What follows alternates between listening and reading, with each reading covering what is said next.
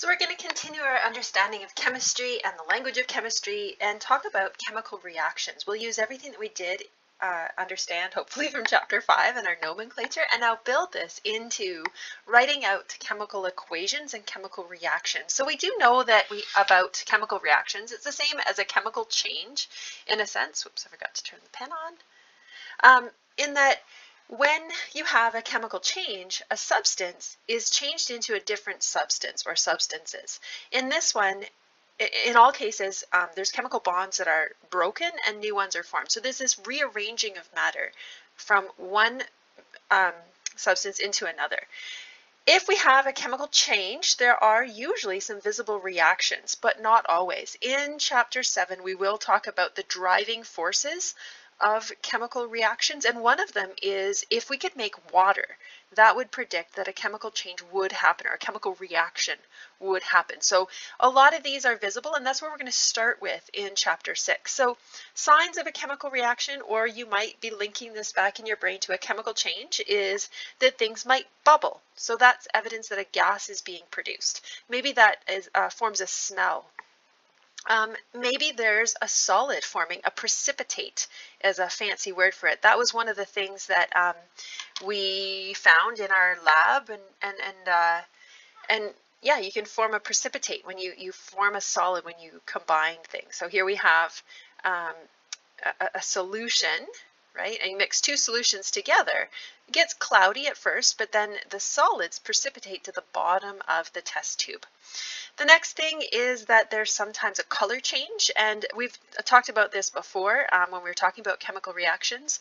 Often it's not always, but this is a good example here of two solutions mixing and the solution going from yellow to orange, and this would mix a little bit more. Heat exchange, we've talked about this one as well, endothermic and exothermic reactions. And so those are also a piece of evidence that you can observe, right, that a chemical reaction is happening, a chemical change is happening.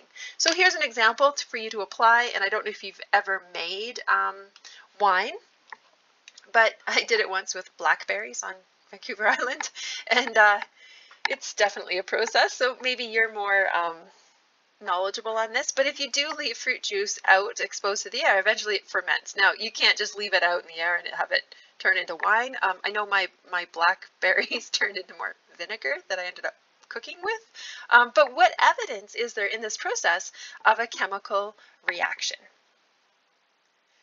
So one thing that will happen, and if you've done this before, it's going to get all frothy and bubbles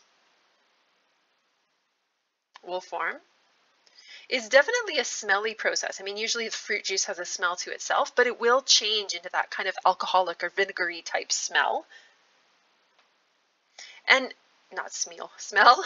And both of these are clues that a gas is produced.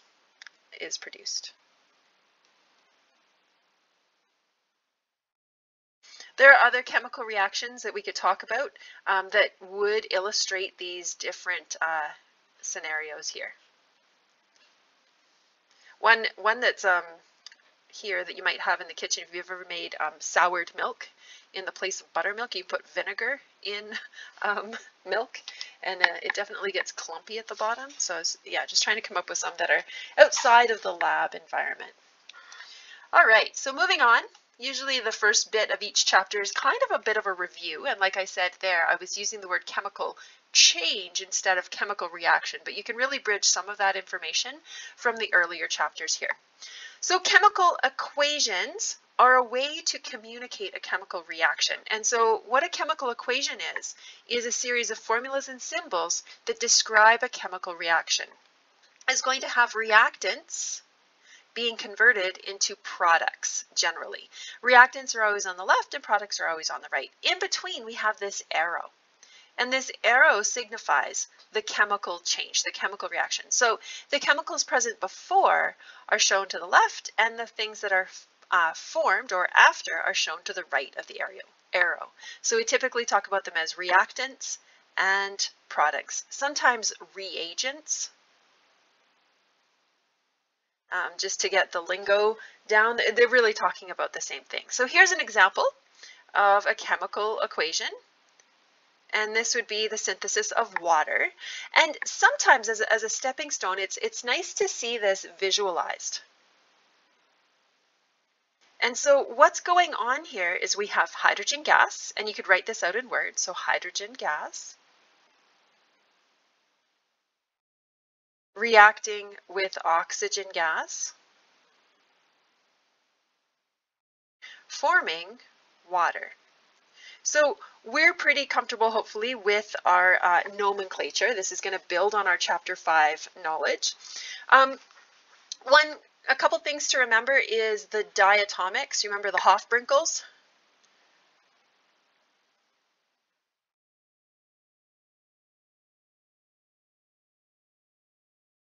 Not S, put an S on the end. So those are always diatomic in their elemental form. The other thing here is to take a look at the way this has been represented. We know that water is always 1 part oxygen to the 2 parts hydrogen.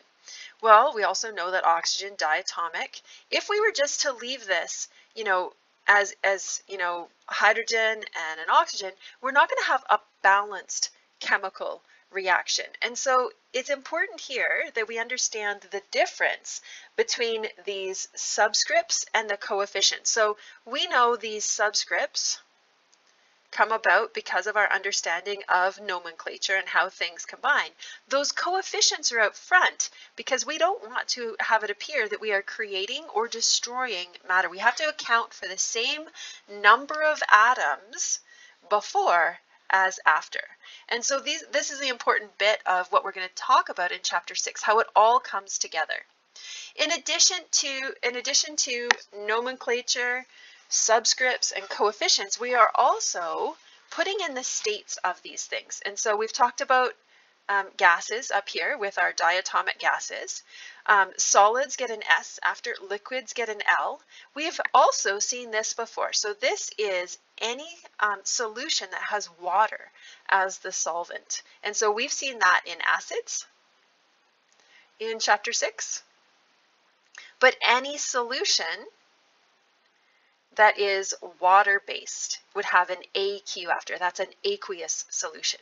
And just to make sure this is in your notes, the subscripts come about because of Chapter 5, right, and nomenclature. And what we're going to layer in here are these coefficients. And the key bit of the coefficients is that that's what we can monkey with to ensure that we've balanced our chemical equation. And we've observed the law of conservation of mass. We don't want to create or destroy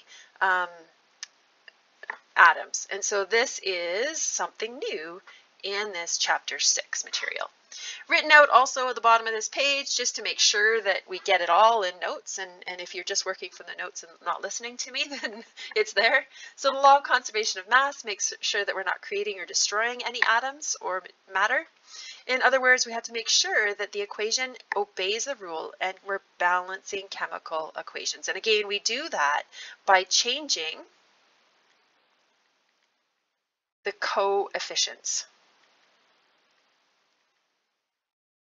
The numbers out front. That's why there's 2 molecules of hydrogen gas. Okay, so let's take a look at the next page. We're going to launch into this. Your textbook spends a lot of time having you write out the unbalanced chemical equations, and I've tried to select the material so that you are actually doing more balancing chemical equations. This can sometimes be a step to get to the balanced chemical equation. Unbalanced chemical equations will show the things that are reacting and the things that are produced, but not in the right amounts. There's not the right coefficients there. Balanced chemical equations use those coefficients to accurately represent the number of molecules of reactant and products. So the steps to this is to always write the unbalanced chemical reaction first. And important here is to include the states, so solid, liquid, gas, and those solutions, those homogeneous mixtures where water is the thing things are dissolved in, are aqueous solutions. And then after you have this unbalanced chemical reaction, then you can balance it. Now, the key thing here, and I think that this is always important to remember, is that these two chapters, chapter 5 and 6, really build on each other. If you don't have the right formulas, then you're never going to be able to balance it. And so it is important that you start with those correct formulas, making the compounds electrically neutral and following, changing from words into chemical formulas. You can't change the subscripts. Those are locked in. You can change the coefficients. So in this, sometimes the subscripts change from reactants to products. That's not what I'm talking about. But if you want to balance the chemical reaction, you can't change those subscripts. The subscripts came from your understanding of nomenclature in chapter 5, and they might be different in the reactants and the products, but in balancing it, you can't change that. So there's several processes for balancing chemical equations. I kind of default to looking at it and figuring it out, and I know that doesn't sound like much of a strategy. The internet's full of other strategies. I find that a lot of them come off as very mathy, and so if my strategies don't work for you, then feel free to sleuth about or let me know, and I can help you find some other tools, because we all have different brains. So balancing chemical equations, I take a look at the atoms that I have present, and I start with the metals, and then I move on to the polyatomics that stay as units. So we might have sodium nitrate. Oops, sorry, I didn't need the bracket there. And then that's it as one of the reactants, and then it's going to combine with something else. I'm not even sure what my example would be, and maybe it's magnesium nitrate. And so in looking at this, I could do the metals, right? And this nitrate stays as a unit. And so it's much easier to count them as a unit rather than breaking apart into the nitrogen atoms and the oxygen atoms. And so I think that this is an important step in here. After that, I just then move on to the hydrogens and look after those, and then move on to the carbons. And usually by this point, as I move down, things have kind of worked themselves out. Sometimes you need to backtrack and go back to the beginning, as I will illustrate in the examples. But I do find that this is a useful strategy. And sometimes when I get muddled, I look back in the notes and find this list to kind of ground myself. After you're done balancing, you can always go back to the beginning and double check. Check that the coefficients actually give the same number of atoms on both sides of the equation, or both sides of the arrow. The other thing is that sometimes you go too high, and so maybe you've got a 2 in front, or sorry, a 4 in front of here and a 2 in front of here, and you could knock it down. So make sure that it's the smallest possible integer. Make sure you reduce if you've gone too high. And you'll probably find an example of that kind of by accident. Okay, so then the other thing is we're going to give these a go. So here we go. Here's our first example. So these ones are words into chemical equations, and I find them to be probably the trickiest. There weren't a ton of them in your textbook, so you'll find your review pages have a lot of these. Let's go. Solid mercury 2 oxide. So mercury is Hg. I know that I'm using the +2 combining capacity because I have options with mercury, and oxygen. And oxygen has a -2 common ion form. It says solid here, so that allows me to put the state of this in. So that would be solid mercury 2 oxide. It decomposes to produce. So this is my key, that my only reactant is this solid mercury 2 oxide. It's going to decompose to produce liquid mercury, so Hg, liquid. Sometimes I do it as a script EL. And gaseous oxygen, or oxygen gas. And so oxygen. I would have to remember that oxygen is one of those Hofbrinkels.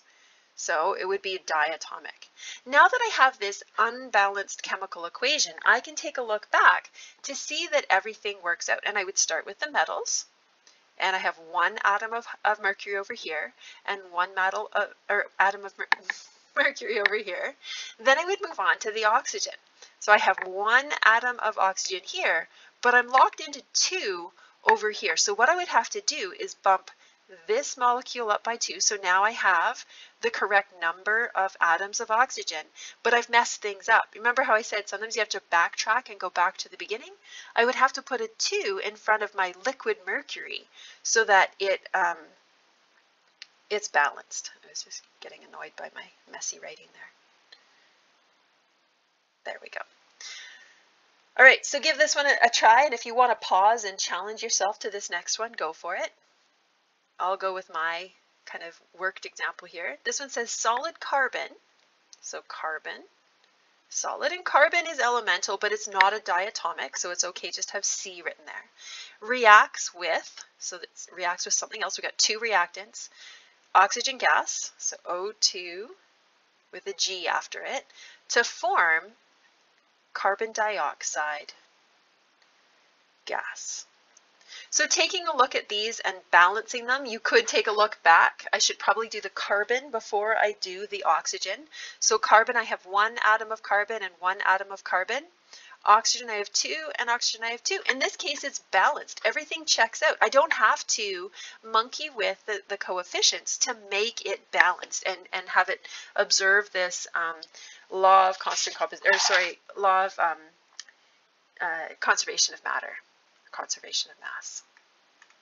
The next video we'll get into these balancing ones and a few more examples.